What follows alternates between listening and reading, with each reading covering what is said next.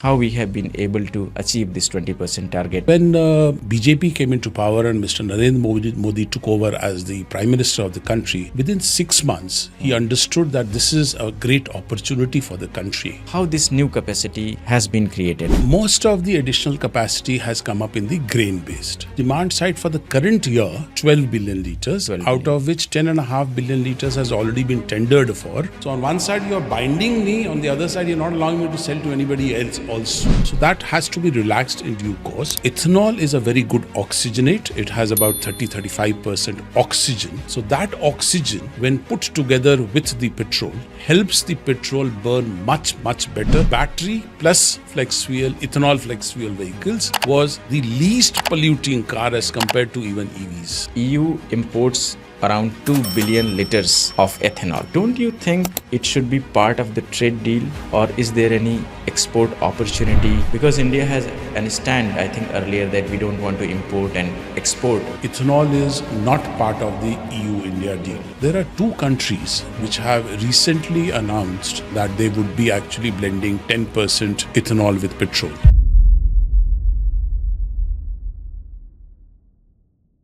Welcome to today's podcast, where I delve into the heart of India's clean mobility future.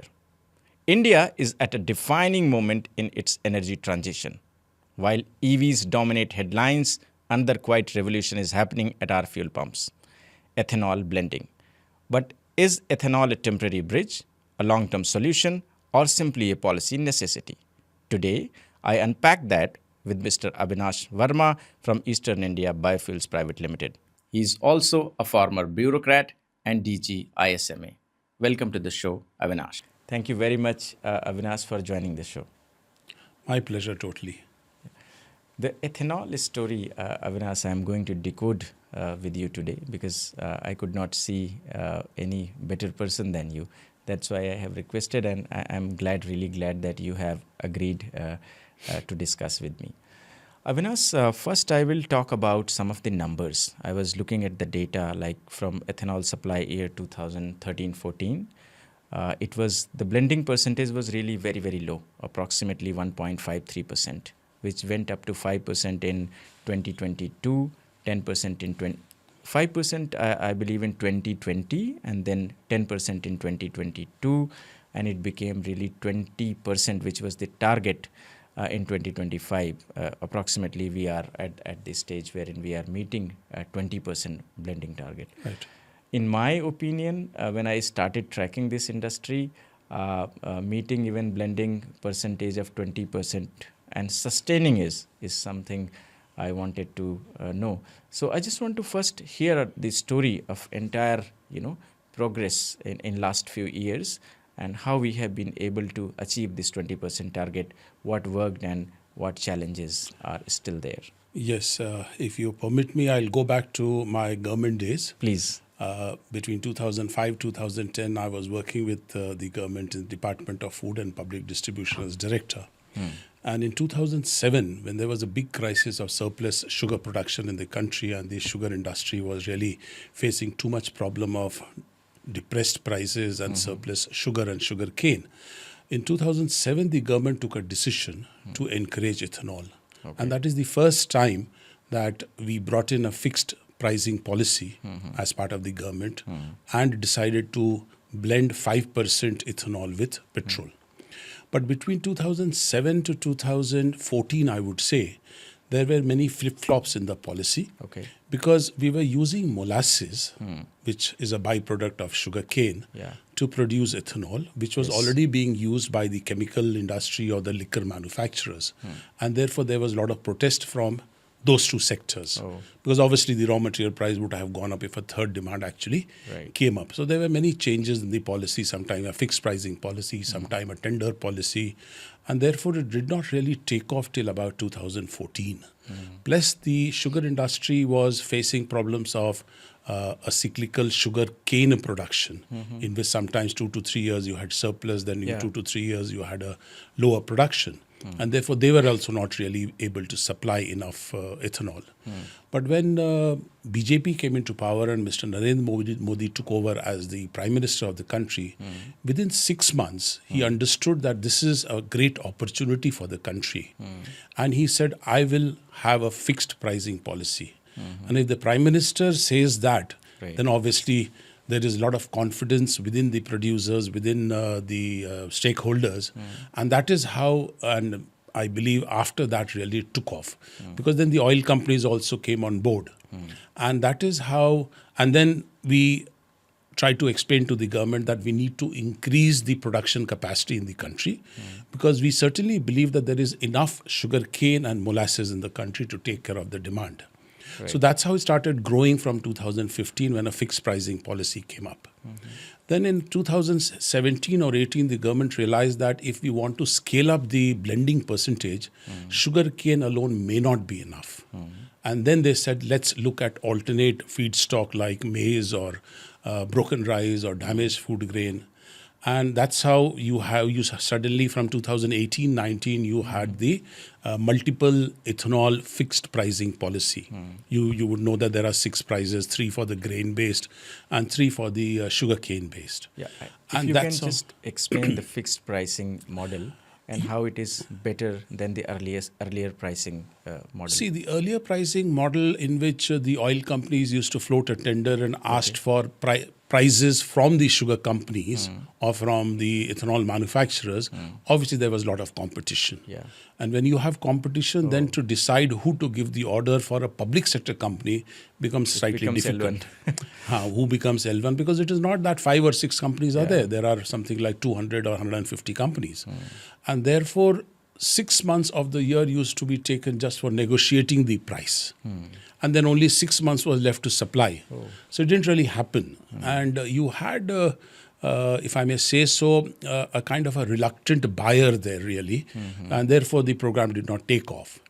Now what has been decided is that if you have a fixed pricing policy fixed by the government of India, then you don't have to negotiate on the prices. Then what you have to negotiate on is the quantity and the concerned place or location where you have to supply.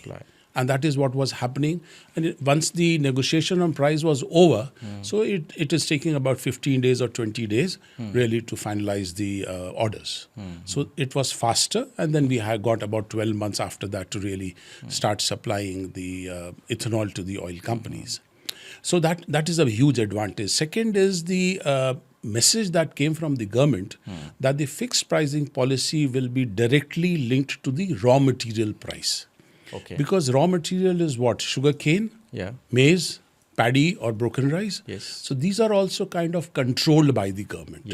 So if the sugarcane prices went up or the maize prices went up, the government said we will also increase the ethanol prices. So that gave a lot of confidence to the producers that look here, I am taken care of my raw material price if that goes up by the government reacting and increasing the price. There have been instances where in the middle of the year also the government has increased the price if there was too big an increase in the raw material price. So that really gave a confidence. And then when the government said that we will also encourage grain-based ethanol producers in the country and fix prices for the grain-based ethanol also, that is when the scaling up suddenly went up. And that is how you saw by 2022, you reached 5%. And suddenly in a couple of years, you were at 10%. And then 2025, you saw about 20% blending in the country. How difficult was a decision to move from just sugar industry-based ethanol production to including the grains, thinking about 2G, and which one is picking up faster, whether sugar industry is providing more ethanol as of now, or is it like grain-based? And what is the status of 2G production plants? The whole policy which came up to help the sugar industry to take care of the surplus sugarcane was kind of giving some kind of a flexibility to the sugarcane based ethanol manufacturers, that whenever there is too much of sugar cane in the country, you can reduce the production of sugar to whatever is the consumption requirement and take the balance to produce ethanol. Whenever there is a shortage of sugarcane, then you produce less of ethanol, produce more of sugar. And that flexible policy really was the backbone of the sugarcane-based ethanol production in the country. And this flexibility is with the producers, right? With the producers ethanol- of sugarcane. sugar producers, which Sugar are also producers, sugar many of the times ethanol producers. Yes, I mean, see, sugarcane is the base raw material Yeah. from which you get sugarcane juice, Yeah. and from sugarcane juice you can either produce sugar Yeah. or take that juice into making of ethanol. Ethanol. So, if the price or the return is better for sugar, then I produce more of sugar. If I have too much of sugar which I'm not able to sell or the prices are Yeah. not good, I produce more of ethanol. And that flexibility kind of was good for the producers, but not so good Yeah. for the buyers of ethanol. Okay. Because if you have a fluctuation in sugarcane Yeah. production because of whatever reason, Right. you are not sure whether you're going to get enough ethanol Yeah. to produce to take care of your blending requirement. Correct. And therefore, to make a commitment to the automobile manufacturers that look here, I will always give you 10% ethanol blended petrol, sometimes would not have been possible for Yeah. the oil companies. And therefore, grain came into the picture. The advantage of grain-based ethanol manufacturing in the country are basically two. There are many other advantages, but I would say basically two. If you look at sugarcane production in the country, Right. 3 states largely dominate sugarcane production: Uttar Pradesh, Maharashtra, and Karnataka. Okay. So about 75 to 80% of the ethanol would have come from these three three states states. had we relied only on sugarcane-based ethanol, right? Right. But if you are now moving towards encouraging grain-based ethanol in the country, so people who don't have states who don't have to that kind of sugarcane Right. actually grow maize Right. or paddy. Bihar, Yeah. Assam, Bengal, Yeah. be Odisha, Andhra, Telangana, Karnataka also. Yeah. So all, and then Punjab, Haryana, all these states either grow a lot of paddy or grow a lot of maize. Okay. And therefore, you are broad basing your ethanol production in the country Yeah. by encouraging your grain-based ethanol production. Right, right. So that was one major advantage, that you don't have to carry that ethanol over longer distances. Right. Because you from Uttar Pradesh, you don't want to carry that to Yeah. say northeastern states. Northeast. Assam is again a good producer of paddy and all. Right. So that was one big advantage that the government looked at, broad basing the production. Right. Second, the issue with the sugar cane is that sugar cane is available or harvested in about 4 months in the northern part of the country, or 5 months in the northern part of the country, and 6 months or 7 months in the southern part of the country. So therefore, there is a period, say from end of end of April or beginning of May to, broadly speaking, November, when you don't have sugar cane availability or sugarcane juice, then you have a little bit of molasses which these people can actually carry. But there is again a limitation on the storage capacity of these people. Right. So therefore, the oil companies found that in these 5-6 months, they don't find enough ethanol. Right. So then that becomes a huge challenge for them to actually continuously provide that ethanol blended petrol 10% or 20%. Yeah. Whereas in case of maize or rice, you can carry maize and rice, even if it is not produced in 12 months, you can carry that over 12 months and then store it and provide it. So these two big advantages were seen by the government, and that's how you have seen that scaling up happening. Right. Right. And I think also permitting the B-heavy molasses, that's how the production capacity also increased from the existing ecosystem itself. Yes. I was also looking at the number, like 10.5 billion liters was supposed to be produced to meet 20% blending. Yeah. That's the kind of the estimated number.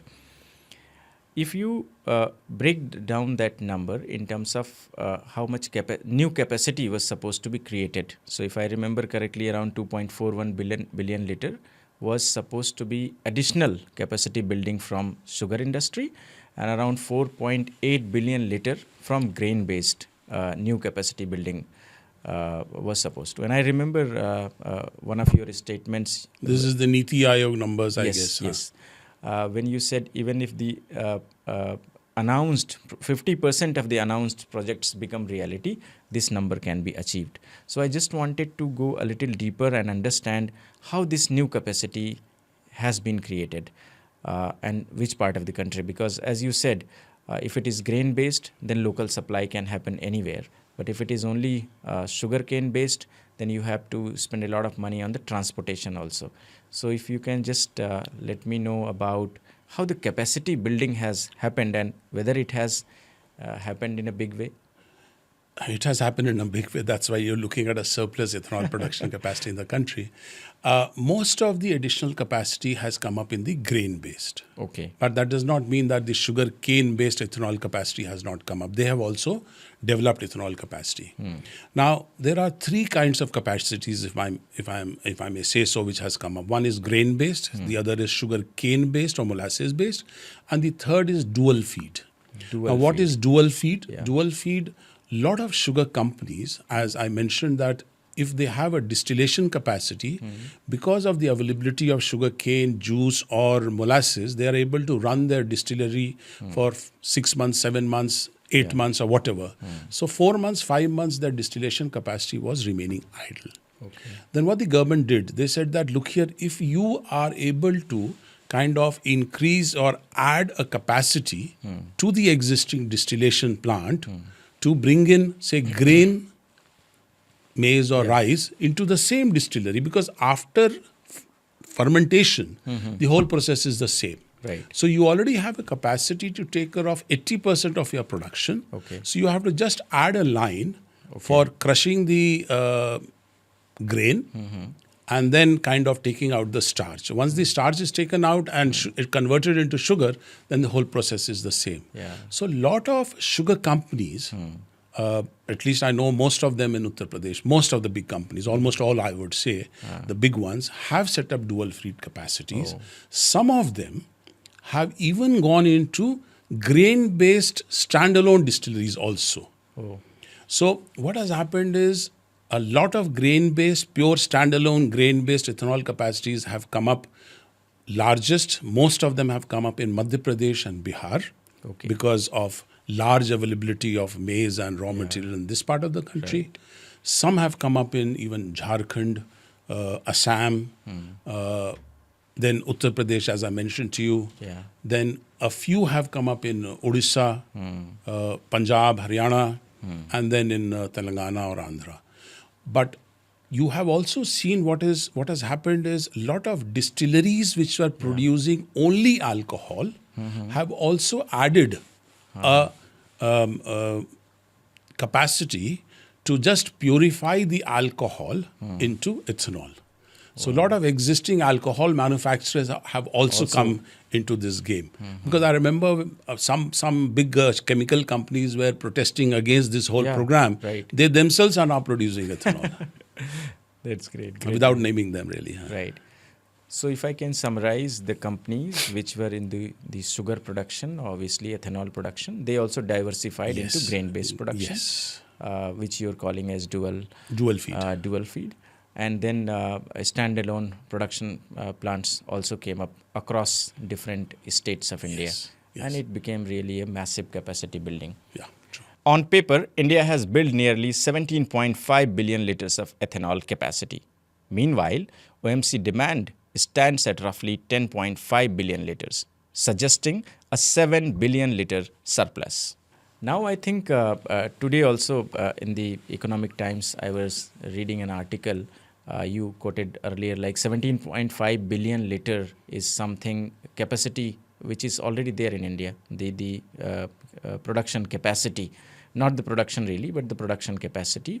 And demand is around 11 billion liters.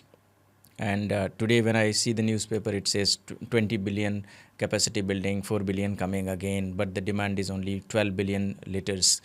So I just want to decode this number and what is the realistic, because the capacity is just capacity, right? Correct. It's not realistic production. True. Very true, very true. And a very, very relevant question which people need to understand.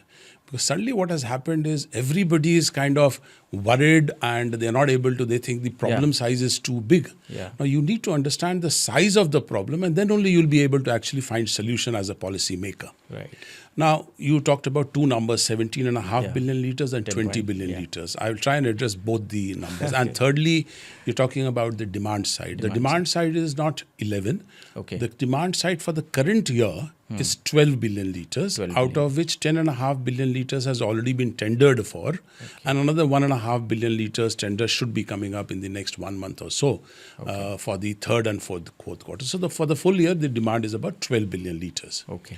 Now, where has that 17.5 billion liters of production capacity or whatever number has come up? Yeah. It has come up from the fact that 17.5 billion liters were bid for in the tender by the ethanol producers. Okay. Bidding number. Bidding numbers. Now, the mistake that oil companies made this time was that they allowed bidders to bid up to their installed capacity 100%. calculated at 365 days. 360 entire. I mean. Yes. Okay. So if I have a production capacity of producing, say, 100 kiloliter per day, and they say, okay, 365 days, my production capacity becomes 3.65 crore liters per year. Yeah. Okay? Whereas, you're an engineer, you would understand that you don't run your plant for 365 days. It's simply 24. impossible. You have to take some planned shutdown Yes. for maintenance, for cleaning of the equipment to keep your efficiency level good. Then there are some unplanned shutdowns also because of some breakage here and there. Right. We have been running 2 plants. I mean, earlier my experience, I didn't have that experience, but now I have my experience of 4 years of running 2 plants. So we have seen that there, at best, you can run your plant at 330, 335 days on an average. So 10% you should take as your planned shutdown and unplanned shutdown. So the mistake that happened was allowing people to bid at 365 days. And that is why you saw the bidding at 17.5 billion liters. Secondly, if you look at the allocation carefully of that, I mean, the bidding of 17.5 billion liters, you've seen people who were earlier making alcohol Right. also bid this time. Okay. Because people realize that there will be surplus bidding and therefore use that capacity to also bid and get extra orders from the government. Okay. So I would only, to keep this thing simple, first of all, reduce the 17.5 billion liters by 10%. Yeah. Same thing with the sugar companies. Sugar Right. companies are allowed to run for 270 days if they don't have what is called as incineration boiler to burn the spent wash. But if they develop an incineration boiler to burn the spent wash, then they're allowed to run for 330 days. Okay. Now, I'm not very sure whether the oil companies allowed them to bid for 270 or 330, but nobody can run at 270 days because of lack of enough raw material from the molasses side. Right. Okay? So, you have to look at that 17.5 billion liters with that kind of focus. So, if you reduce that 17.5 just by 10%, 10%. so you come down to about 15 or so. Yeah, No, 15. sorry. 17.5 minus 1.75. Okay? Yeah, it's around so, about 15.25 15.25 odd billion liters. Yeah. That is number one. Number two, there are some private oil companies in the country. Right. Naira and Reliance, Yeah, who have a share of almost about 10% of the petrol sales in the country. Right. So they have a demand of about 100 crore liters odd. Yes. So you reduce that 15.25, you bring down the number to 14.25 to 14.5 billion liters of realistic production capacity. Yeah. Okay? Versus 12 billion liters. Yeah. So if you divide 12 by 14.5, you come to about 80%. Right. Okay? So the problem size is not that big as has been made out to. Right. Now, second number that you're talking about, 1900 19 billion or 20 billion liters of capacity. Yes, the government is talking about 90 to 20. Now, if you read the Niti Aayog report, it did talk about alternate demand also. Yeah, additional demand in which other is to be sectors. met by the same people. Yeah. So if you have a distillation capacity of 2,000 or crore liter or 20 billion liters, so 20 billion liters will also take care of the demand of the chemical sector and the liquor manufacturers. Right. Which I would put that number at about 4 billion liters odd. Okay. Okay, you can check up with Niti Aayog or somebody. I believe the numbers should be in that range. Right. 3.5 billion liters would be required for liquor manufacturing, pharmaceuticals, ENA, etc., and about a billion liter or slightly less than that for the chemical industry for paint or perfume, etc., etc. Right. So if you reduce that 20 billion liters by 4, you come into 16. Reduce that by a 1 billion liter for the private sector, you broadly come down to about 14.5, 15 billion liters of realistic capacity to feed the oil companies to take care of the blending requirement. Right. So the problem size need to be correctly understood. Yeah. Which I think there has been a mistake, or Right. people have got really very anxious Yeah. about the numbers very quickly. Yeah. And also, I mean, the analysis which you provided definitely tells that problem is not that a big problem. Yes. And we are not at too much overcapacity. And other than these, like planned and unplanned shutdowns, there can be cases wherein other reductions are also possible. Exactly, yes. Not the increase, definitely reductions. So I think problem is not that, and a realistic evaluation should be done before taking any kind of decision or policy created capacity, investment followed.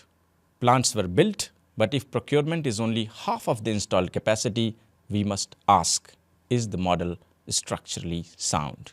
Yeah, exactly. So what has happened is there are allocations given by oil companies to some manufacturers Yeah. at 105% of the 365 days of Right. capacity. Right. So they'll not be able to supply, Yeah. come what may. Impossible. Okay.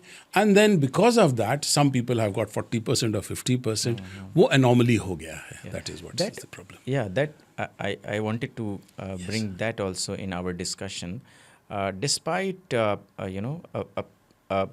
very good policy and a sustained effort, Yes, we are achieving 20%. And overcapacity, undercapacity in the margins of, let's say, 10-15% can always be managed. Correct. Now, there were many dedicated plants, right? DEF, dedicated DEP.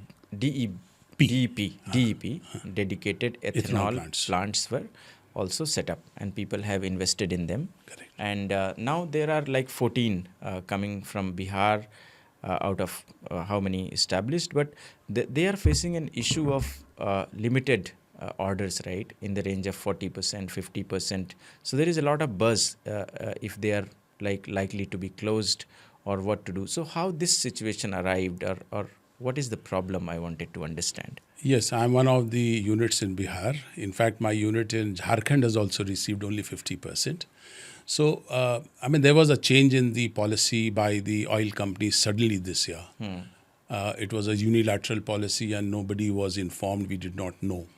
So let me go back to 2021. Yeah, when the government was pretty eager and very anxious to develop more production capacities in the country, because of which a lot of financial benefits were rolled out yes, by the center as well as state governments. So the keenness was there to attract people to invest in ethanol production capacities. right, And in 2021, the oil companies came out with what is called as an expression of interest from the prospective bidders or the prospective people who wanted to set up ethanol plants across the country.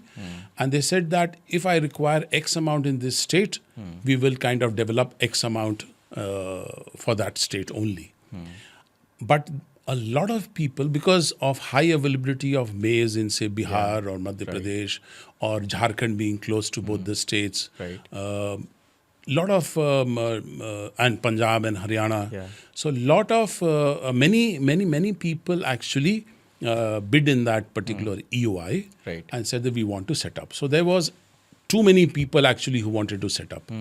Then the oil company said that we can't accommodate all of them, but Okay. looking at the bids in the other states, like Rajasthan, there was probably just 2 or 3 bids. Right. Gujarat had 1 or 2 bids. Tamil Nadu, probably 2 bids. Kerala, 0 bids. Telangana, Andhra, hardly anything. So they said in other states, there are not many bidders. So we'll have to kind of take care of the demand there Right. from these states only. states. वहाँ पे हुआ है. So they said, ठीक है, we will want to develop some extra capacity in these these states. So the long-term agreements were signed for 10 years with these people. And they were told that, okay, I guarantee, oil companies are guaranteeing you to that we will buy about 40% or 50% of your design capacity that you had proposed in the EOI where you bid. But you set up to your design capacity if you want to. And for the balance quantity, guaranteed design minus balance, we will give you preferential allocation. Okay? Otherwise, had you told me that you can set up only 50%, probably half the people would not have gone ahead. But that assurance that I will give you a guaranteed buying plus a preferential allocation gave that encouragement that, look here, my demand, my production will be taken care of. And that's how the long-term agreements were signed. For 3 years in the procurement tenders, there was always a clause saying the same thing. That up to guaranteed first preference, for the balance, second preference. And then came the others with whom the oil companies did not have any kind of agreement. Now, suddenly that second preference has been removed in this current year, and the balance quantity, 50% or so, has been put at par with the other non-LTOA holders or non-DEPs with whom long-term agreements have not been signed. Now, what has that created? What has that landed up? Some areas, some people have got 105% of the capacity or 100% of the capacity, and some people have got 50%, despite having a committed agreement. That is what we are trying to explain to the oil companies. I think they have understood the issue, and they have probably also understood the size of the problem. That the size of the problem is not 1750, it's just about 20% extra.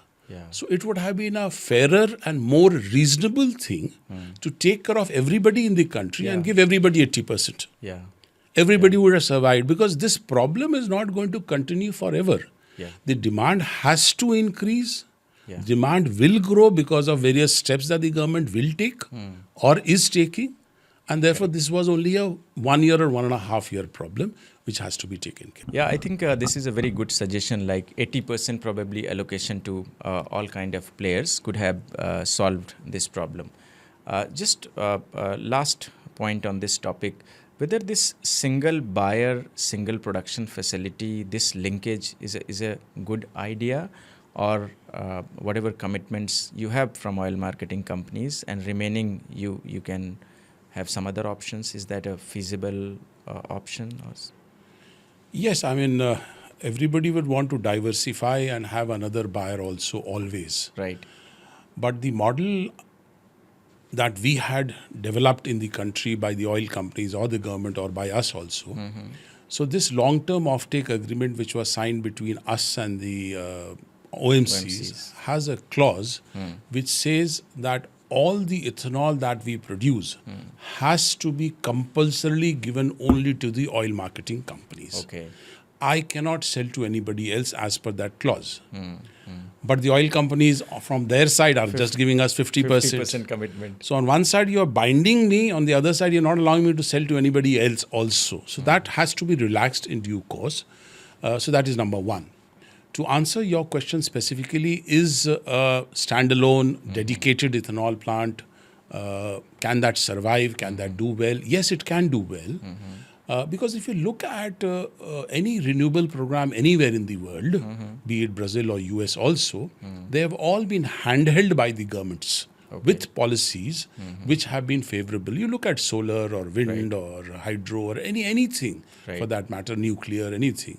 So here is a renewable fuel which can be very well developed by the country, and therefore policies need to be stable. Once you keep changing your policies due to some reason or the other, you don't have the right environment. Now coming back to Bihar specifically, Bihar does not have many industries. Bihar can develop only through agro-based industries. Now that too, if you're going to say that the demand for petrol in Bihar is less and therefore we will not support more ethanol producers there and we will support in some other state which doesn't have maize or rice, you will actually be carrying the maize and rice from Bihar all the way to another state, produce ethanol, and then send it back to Bihar or one of the other states there. So Bihar has to develop through agro-based, and therefore the eagerness and keenness to develop more and more plants there. Recently, the government, and that's a central-supported government in Bihar, they have said that they want to develop sugar plants in Bihar, sugar cane-based sugar plants in Bihar, and they want to revive some of these sugar companies there. That will not happen if the environment is not good. If you're going to send a wrong message and even two of us die down or close down or become NPAs, I don't think anybody will come to Bihar to invest. And fundamentally, I also do not, find this logical that it should be linked with the demand of the petrol. I think we should try to capitalize on the local capability. If Bihar is agro-based industries can develop, then that should be capitalized rather than sending grains from Bihar to other states and have production plants there. Yeah, true. So thank you very much on your opinion on this very interesting topic. I hope we find, and I'm sure we will find the solution very soon, and all 14 plants in Bihar will definitely flourish. I'm sure of that, yes. Now, there are so many things around ethanol which we can discuss, but one very talked about discussion is related to efficiency of the vehicle itself. The promise of ethanol is cleaner fuel and reduced imports. But from a consumer's perspective, the equation is practical. How many kilometers per liter do I get, and what do I pay per kilometer? Does a lower per kilometer price truly compensate for higher fuel consumption? So, for example, when India was around 2-3% of the blending, I think there was no issue. But the moment you reach 10%, let's say 5%, 10%, and 20%, so mileage drop happens around 3 to 4% when you go to 5%.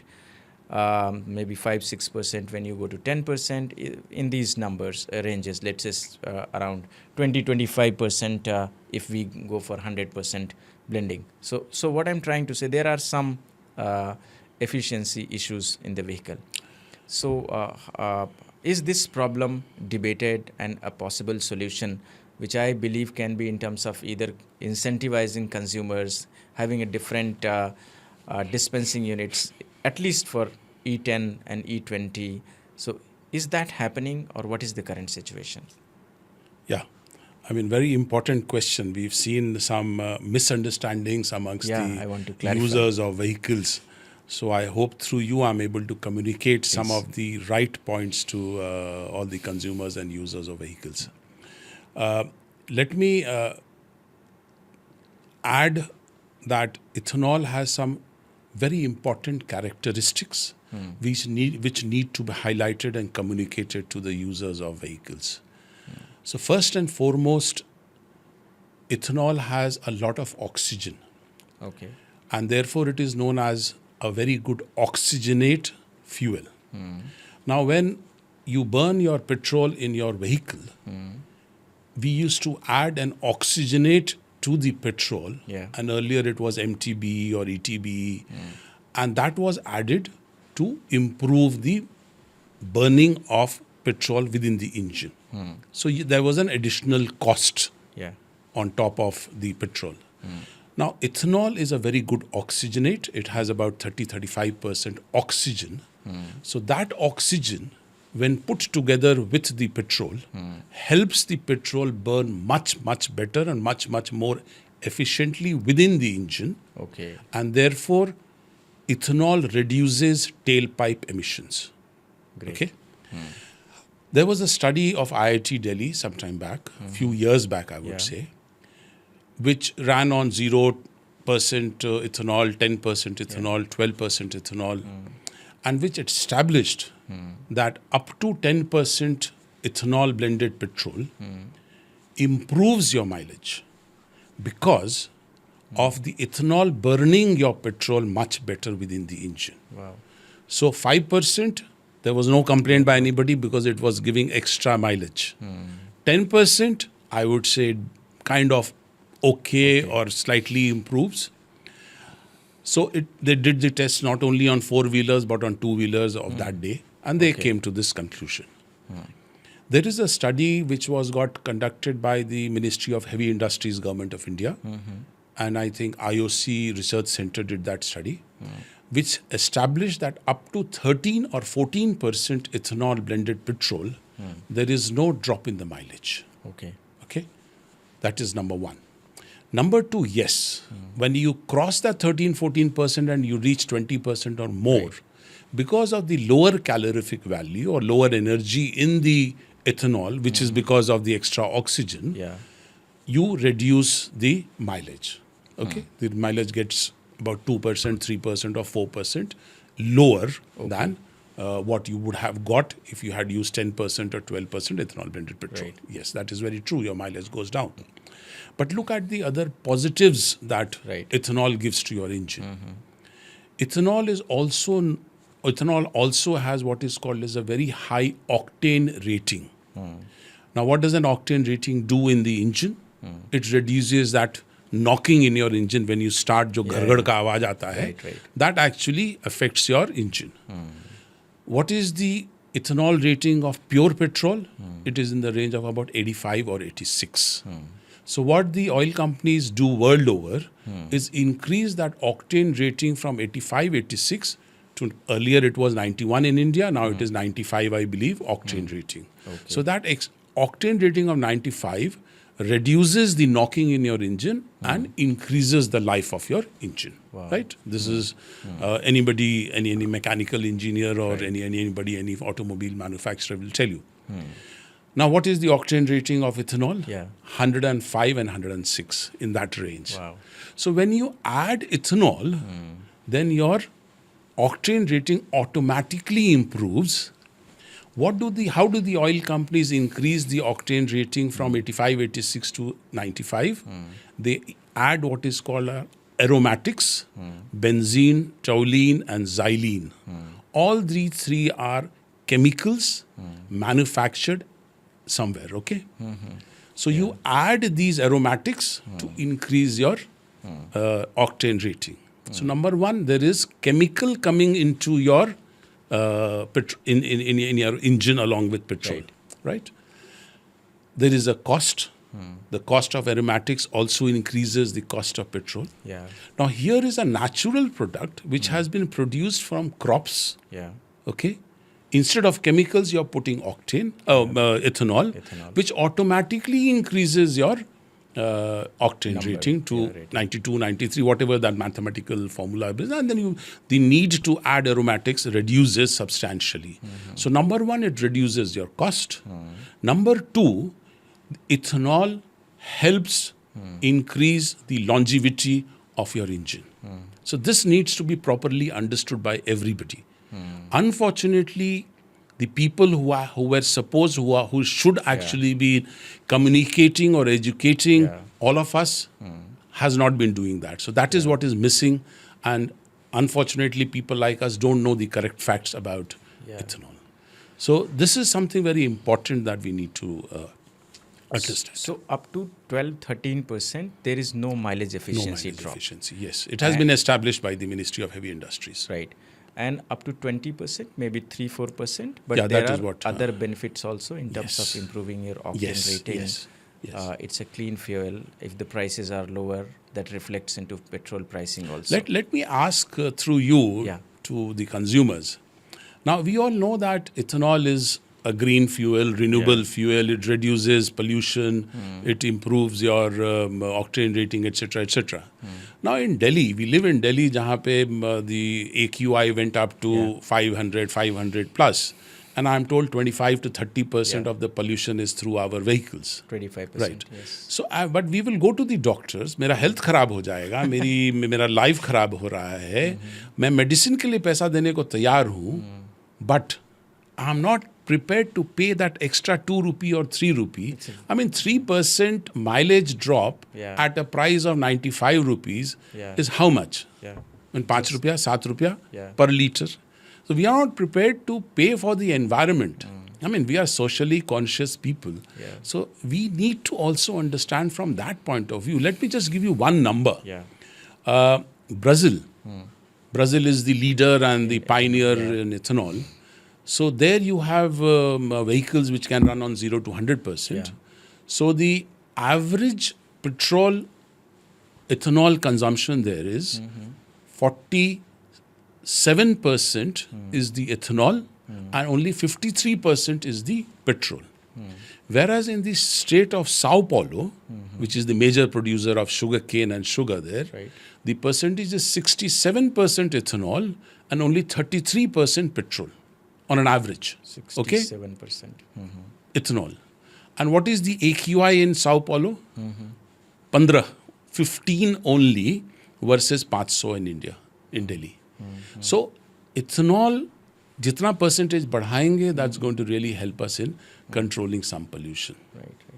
I think ये बहुत important point था which you clarified, and I think now we have a realistic view about the efficiency drop and how much Yes. burden it gets, because eventually sometimes consumers only think about how much extra I'm paying and for what I'm paying. Correct. As a consumer, I'm a selfish person. I mean, मेरे को भी आप बोलोगे तो मैं भी I will look at my own pocket first. But if consumers are aware about this, that it's a very clean fuel coming from the domestic sources, Exactly. then there is a chance that mindset It'll be changes. acceptable. True. I want to also clarify, because this is a very much linked. When you say ethanol is a clean fuel, right? There are different types of fuel. We have gasoline, we have CNG, we have so many types of fuel. So with what facts do you prove, or you convince consumers or anybody in general, the public, that ethanol is a clean fuel? Because obviously it is coming from crops, but there are different processes involved.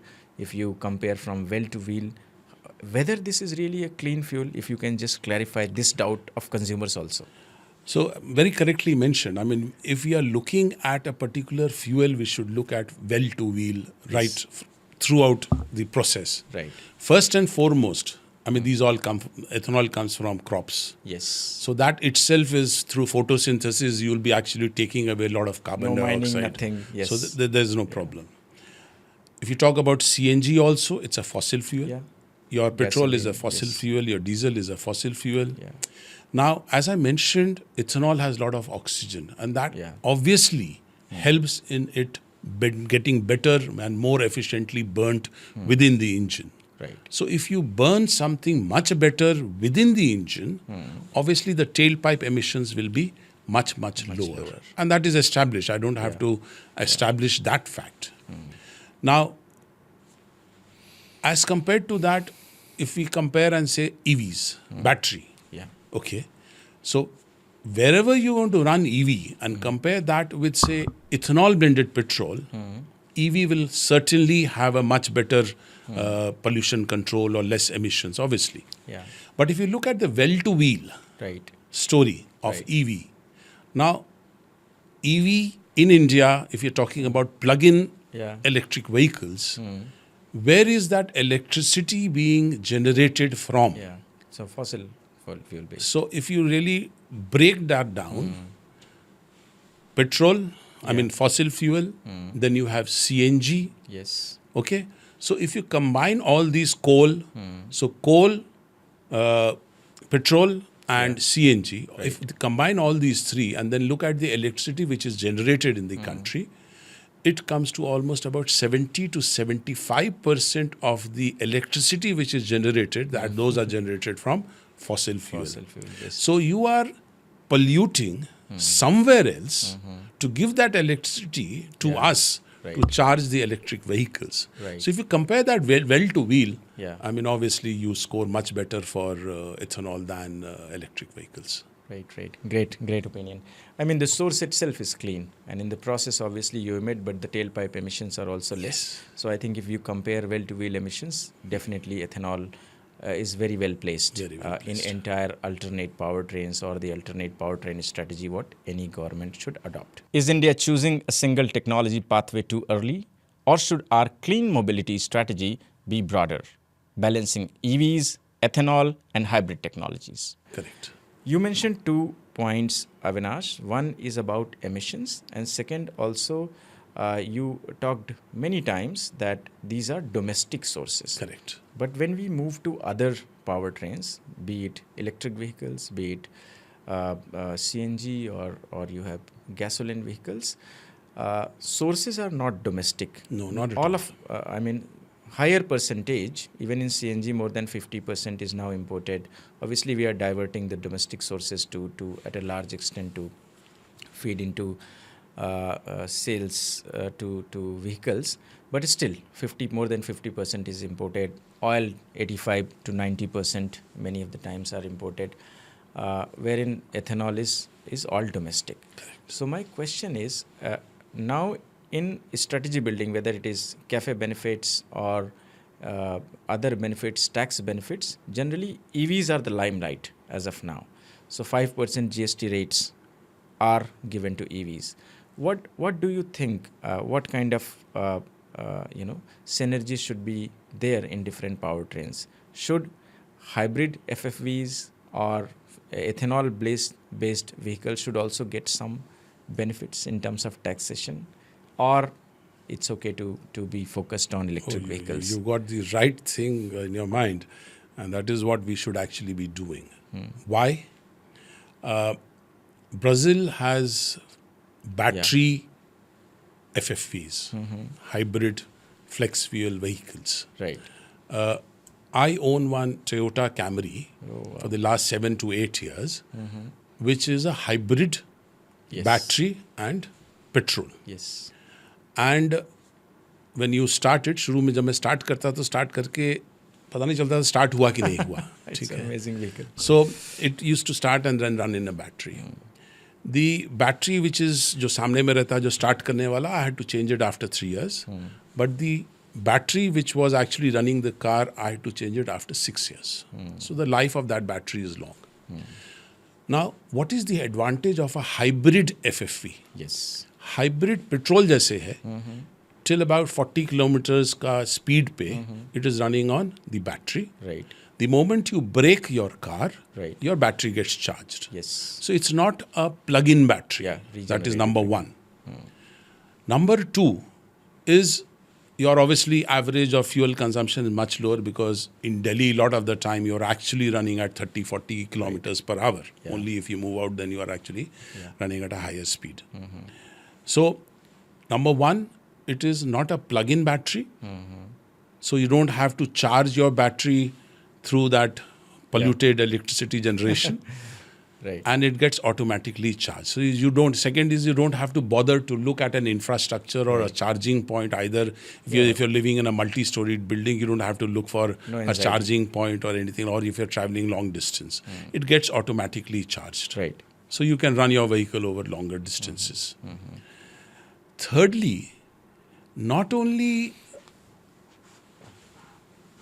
is petrol or crude oil imported, Right. but if you're going to manufacture EVs in the country, you will need batteries, and those batteries are manufactured from a lot of metals. Yes. The most important metals, as we all know, will be lithium. Yeah. But in addition to lithium, the other metals which are required are cobalt, graphite, nickel. Okay? Now, are these available within India? I think hardly anything would be available in India. Yes. True. And where are these available? These are mostly available in the South American countries or the African countries. Right. Chile or Congo, Chile, Argentina or Congo, and all those states, including Australia and these places.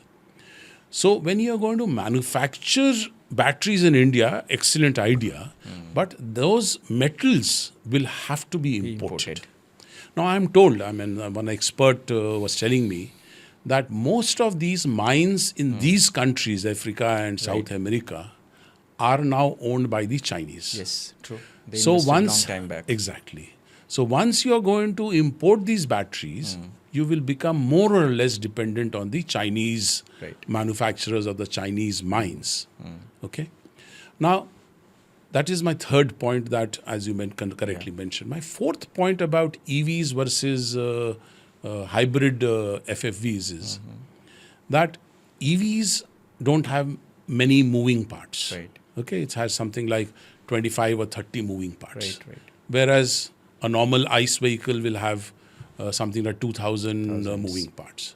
So the repair or the replacement costs Yeah. or the requirement is much, much more in ICE vehicle Right. versus an EV. True. For a country like India, where we are generating a lot of employment, Right. I mean, there is a wrong argument that I'm giving. But what happens to all these machine shops or these spare manufacturers? There are a lot of spare manufacturers in the country. There are a lot of mechanics who repair your vehicles. Right. Unka kya hoga? Where will they get their jobs? Lastly, and the fifth, very, very important question. All these batteries have a life. Yes. So what happens to the life? Right. Afterlife. Afterlife. Are we ready? Do we have some recycling system available? Right. Last एक और point है. EVs के लिए you need to develop lot of infrastructure. You will have to heavily invest on EVs. But that is not the case in ethanol. Right. You can use your existing gas stations to dispense your ethanol also. So these are something important. एक और important point मैं बताना चाहूँगा. I don't have that graph, but a friend of mine, very knowledgeable on this matter, Dr. Plinio Nastari of Data Grow in Brazil. He is a very, very knowledgeable person on the subject. So they carried out a study of pollution from all the vehicles. Okay. And he made a bar chart. And electric vehicle, surprisingly, was not at the end of the graph. Okay. It was second last or third last. And what was at the end? It was Ethanol. flex fuel. Hybrid flex fuel. Hybrid flex fuel. Battery plus flex fuel, ethanol flex fuel vehicles was the least polluting car as compared to even EVs. Right. Yeah, I think this is a very logical argument. But I want to also ask, you mentioned Brazil has in some certain states 67% ethanol blending. Yes. In general, they have 43%. Not exactly blending, 67% use because they have the flex fuel vehicle which can run on 100%. Okay. Okay. Not blending, but in terms of usage. The base fuel in Brazil is 28% ethanol blended. And it can, because vehicles are of that kind that Yes. it can run on any percentage. Correct. So let's say 67%. Correct. And let us assume that there are a lot of benefits in compared to other powertrains. But do you think India has that kind of capability to go beyond 20%? If a new policy comes and we have a flex fuel vehicle, can we go like 30%, 40% pan-India, or it will be restricted in some states, as you said, let's say ethanol producing states? Can we move beyond 20%? Oh yes, 100% we can do that. I mean, India has shown the world that they have moved from 1% ethanol Yes, blending I never imagined, to honestly. 20% in 10 years and is currently having surplus capacity of ethanol production. It has enough raw material to do that also. Brazil and US must have taken about 20-25 years to do that. So we have done it in 10 years. Now, what we need to do is roll out hybrid flex fuel vehicles in the country, which I mentioned is much more environment friendly as compared to even EVs and has a lot of other benefits. Right. Now, why? And now, I mean, I'm sure you must be interacting with a lot of automobile manufacturers. Toyota has already shown the prototype, and I had gone to Bangalore, their unit, and had discussions with them also. So they told me that they are ready with the prototype and can roll out the hybrid flex fuel vehicle within 12 months. Maruti has also developed their prototype. So they also have the hybrid FFVs. In two-wheelers also, I believe a lot of two-wheelers have also kind of come out with... Other things happened, yes. Yeah. So it's all ready. Why are they not rolling it out? Yeah. The problem is with the cost. So when you have a flex fuel vehicle or a hybrid flex fuel vehicle, the cost of that is about 10-12% more than a similar ICE vehicle. Okay. Because it has a lot of chips, some smart chips Right. there which kind of detects what fuel is coming. Because it has to have an inbuilt chip to detect the blend percentage. Right. Because it's a flex fuel vehicle. Right. So as a consumer, I'm bothered about my own pocket. I don't pay extra. Why should I pay about 10-12% extra Right. for a similar capacity vehicle Yes. just because it is a hybrid FFV? Some people may, but most of us won't. Yeah. So how to really encourage buyers to do it? Why is Toyota not rolling it out? Yes. Because the acceptance will not be there if the price is about 10 to 12% more. So there are two ways to kind of bring that at par with the ICE vehicle. One is roll out what is called is the production linked incentive that we are giving to EVs. Okay. Delhi government, when you buy, they are giving you a subsidy right at the time of buying. So a similar kind of PLI can also be introduced for hybrid FFVs to bring it at par with ICE. If not, then you can have a lower GST rate. Yeah. I mean, recently the government has reduced the GST on all vehicles, most of the vehicles to 18%. Some of them are at still 40% or 28%, but most of them are at 18%. Now, there is no 12% bracket. So, if we are able to reduce GST from 18% to 5% at par with EVs, and why not? Why not at par with EVs? I still have that question. So, at par with EVs, that 13% gap in GST will take care of that extra 12% costing. cost. And you will have hybrid FFVs in the country. And that is how you can increase this 20% consumption of ethanol, petrol consumption to 30%, 40%. As compared to अगर हम लोग इसको 20% compliant गाड़ी के बदले, if we roll out FFVs, your demand will increase geometrically and not arithmetically anymore. Yeah. Yeah. Great point. I think policy makers should consider and take a decision on this. Thank you very much for your opinion. India's ethanol story so far has been largely domestic, focused on blending targets and energy security. But the next big question is global competitiveness. With the EU importing nearly 2 billion liters of ethanol annually, can India move from being a blending-focused market to becoming a serious export contender? I think a very positive development happened recently in terms of India's and a European Union signing the free trade agreement. I think within a year or year and a half, everything is going to be sorted. And I was going through some of the data points wherein it says that EU imports around 2 billion liters of ethanol. And now we are facing some overcapacity issues.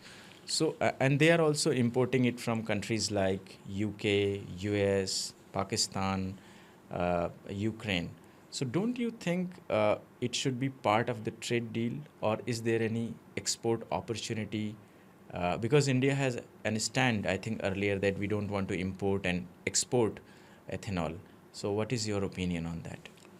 Yes, I mean, we should actually get into exporting ethanol because our manufacturing capacity has grown. We have surplus capacity. So why not look at exports?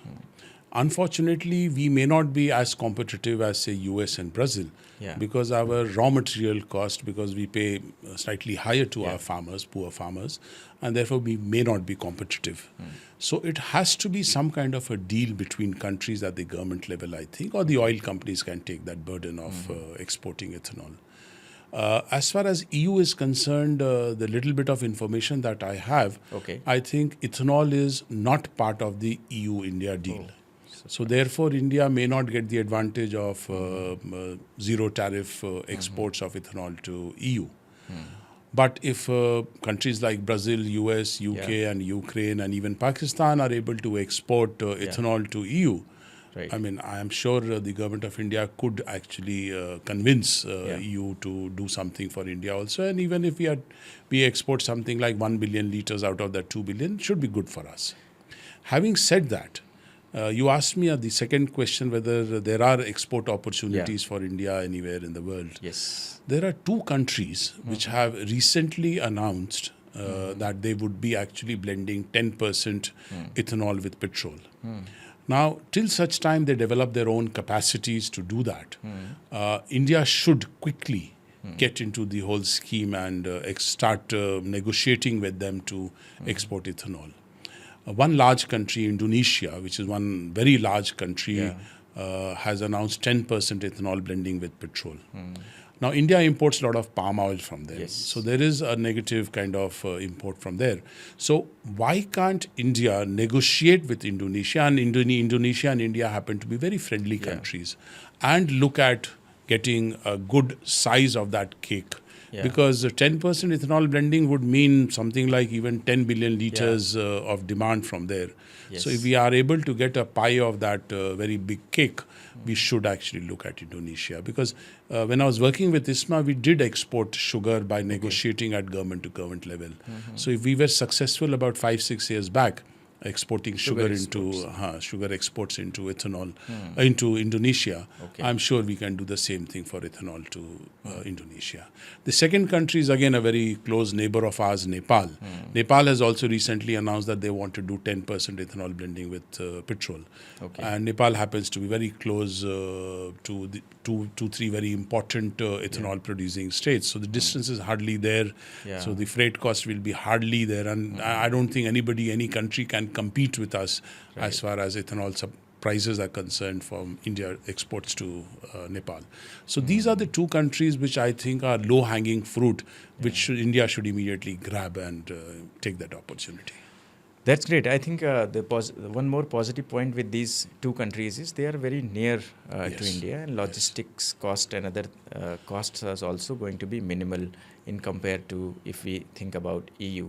But I think the discussion should be on with the countries and the geographies like European Union also to find out an opportunity in case India becomes a surplus. Correct. So, and we should be open to utilize our additional capacity, because I think with over the time, we are going to be able to estimate the future demands also in a better way. So we can decide how much we need for domestic consumption, how much we need for exports. So that should be done. Avinash, now I will ask some questions on which general public has a lot of doubt, the basic questions. For example, one is debate between food security and ethanol production, because dependency is increasing on grain side, and if we keep increasing the targets, and if we keep making ethanol out of the grains, then in case of a drastic situation or something unfavorable happening with the food grain production, what is this debate about, and what's your take I remember on that? a similar debate happened when US embarked upon corn use to make ethanol way back in 2000, 2005 or sometime. And how did the farmers in US respond? They responded by increasing the production of corn, not only by increasing some of the area, but also by improving the yield. But US uses GM corn, so it's easier to get a productivity of 11 tons. In India, one of the important reasons that the Honorable Prime Minister embarked upon use of maize to ethanol was to help the maize farmers in the country. The price of maize that the farmers used to get was not even, say, 60% of the MSP fixed by the government of India. Unlike the other two cereals, rice and wheat, which are bought by the FCI, there are no buyers for maize. I mean, the FCI is kind of mandated to buy, but FCI doesn't have a market, so it doesn't really buy. So the maize farmers were struggling to get even 15,000 rupees per ton for their maize wherever they were producing. So when the ethanol plants came up in the last about 2 years, 3 years, they started using maize. The same farmers started getting anywhere around 22,000 to 25,000 per ton of maize. So that is the benefit that our farmers got. Now, looking at the debate about whether we will be diverting more and more land towards maize, we have to strategically move towards increasing production of maize by not growing horizontally, but by growing vertically. What I mean by that is, if you look at the average yield or productivity of maize per hectare of land, the Indian average is in the range of about 3.5 tons per hectare. The world average is around 6 to 6.5 tons per hectare. US gets about 11 tons per hectare, but that is GM corn. I don't want to get into the debate, but we can discuss that sometime else. So if the world average is 6 to 6.5, we are at 3.5.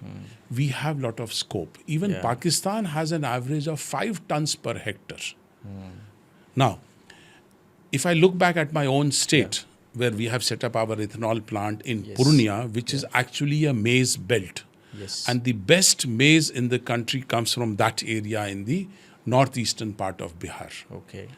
Now, that maize, there the farmers are getting a yield of around 12 tons per hectare. 12 tons. Yes. By not using GM corn, but by using hybrid corn. So if, and Bihar is not known to be very, very, what should I say, mechanized or very progressive farmers are not there. And if they are able to get something like 12 tons or 13 tons per hectare, and it's not that one or two farmers, most of them do that. Most of them get that kind of a return. Okay? So if you go to, say, Rajasthan, what is the average yield? 1 or 2 tons per hectare. So there is a difference between a winter harvesting and a summer harvesting. And obviously the crop which is harvested in winter doesn't give you too much of yield. So what we need to do is spread these kinds of hybrid varieties across the country. Right. If Bihar can get, or some other states can also manage to get that kind of yield, why not the other states? So one, spread that kind of seed across the country, hybrid varieties. Right. 2, develop seeds for the summer sowing, which is harvested in winters, and get better yield there. So if we, coming back to the numbers, if we are able to increase that 3.5 tons per hectare, and 3.5 tons today gives us almost 35 million tons of sugarcane. So just 10 times karne se ho jata hai. So if that 3.5 tons becomes, say, 5 tons per hectare, we increase our production from 35 million to 50 million, which is more than sufficient to take care of another 10% ethanol blending in the country. Yeah. So food security is not going to face any challenge. But there you need some support from the government, from some hand-holding, some planning required, some research in the maize institutes and all. Yeah. Another basic point, I think you addressed it, but India, at least for 20% blending, supply security is not a challenge, right? Supply, not at all. Because as I mentioned, I mean, what is the supply issue? Supply issue is production capacity, that we have realized that we have enough production capacity and we can develop more production capacity in the country. 2 is, do we have enough raw material in the country?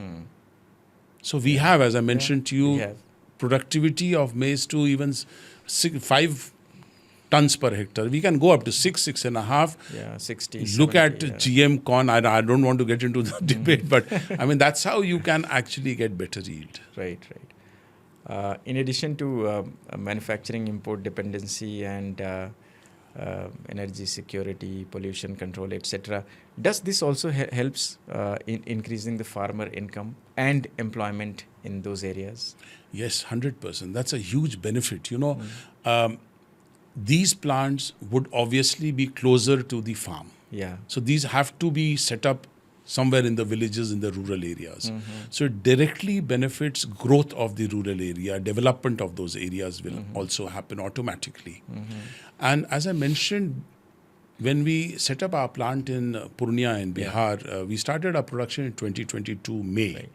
So we actually looked at the PFR and our DPR, etc., sometime in 2020-21. And we found out that the price of maize was in the range about 15,000, 16,000 per ton to the farmers. But the farmers in the last couple of years got payment up to 22,000, even 25,000 per ton. And these farmers are eager to supply to our plant.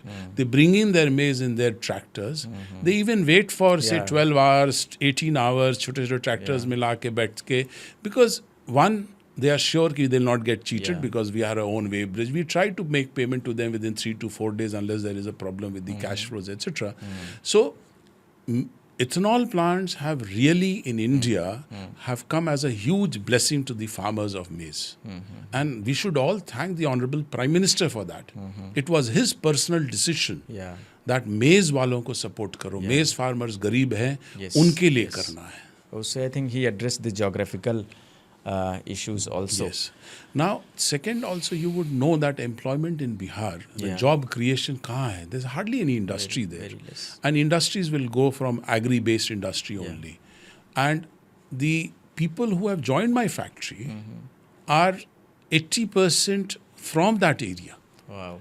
So people, they say that we are working in Gujarat. Right, Sir, right. मेरे माँ बाप बूढ़े थे. So we have come back to the plant. हमारी जिंदगी यही है. मैं अपने पिताजी माताजी के पास हूँ. Correct. मेरी बहन की शादी कर पा रहा जाना हूँ. नहीं I can चाहते, take yes. care of my little pieces of land also. So people are happy that these plants have come up in the rural areas. Right, right. Great, great. If I look at your journey, you were a bureaucrat, right? You worked with the ministry, and then you were also DG ISMA, and then you were running your own ethanol plant. So how this passion actually came for ethanol, and you built so much knowledge around it, and I'm sure different policies which states have made, the government of India has made, you have massively contributed.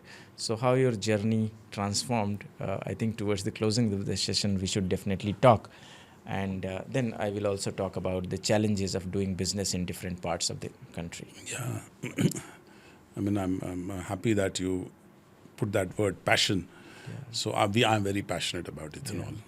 I mean, this is something very close to my heart.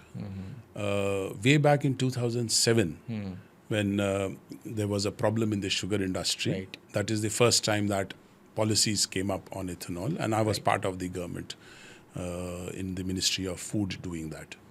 So since then, I have been very keenly following and kind of being part of the policy formulation on ethanol. First, as part of the government till 2010, and then I took voluntary retirement from the government and joined ISMA, the Indian Sugar Mills Association, which is a private of the association, apex association of the private sugar mills in the country. So then from there I was actually helping the government or helping the industry formulate policies on sugarcane and ethanol, so that we develop ethanol as an alternate to sugar production. And that is how I've been part of the policy formulation, making presentations to the government, etc. So we were helping people set up ethanol plants. People still come to me to take advice. Right. So then within our family, my son, my nephew, my brothers, we all got together that when we have so much knowledge within ourselves, some of them are actually involved also. Why don't we set up our own ethanol plants and set up in areas where we can actually have that satisfaction of kind of helping our own people there.